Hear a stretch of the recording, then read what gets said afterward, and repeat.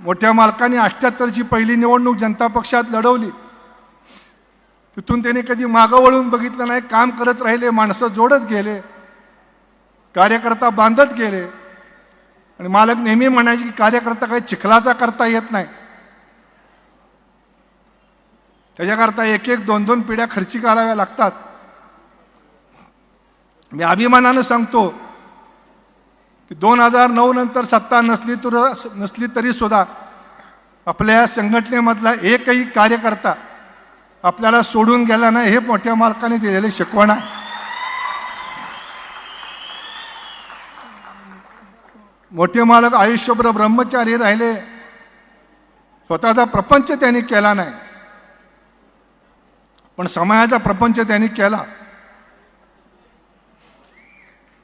खायला एक भाकरी आणि भाजी, अंगावर घालायला एक धोतर आणि सदरा,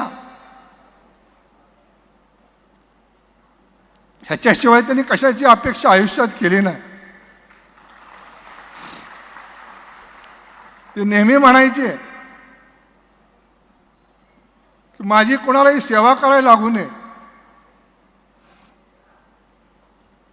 आणि जेव्हा ते आपल्यातून गेले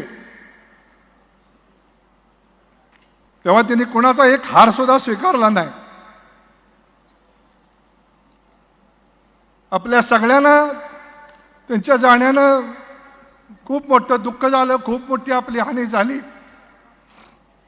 पण तरी सुद्धा आपल्या सगळ्यांच्या पाठीमागं फडणवीस साहेब, त्यांचे सगळे सहकारी ताकदीनं उभे आहेत.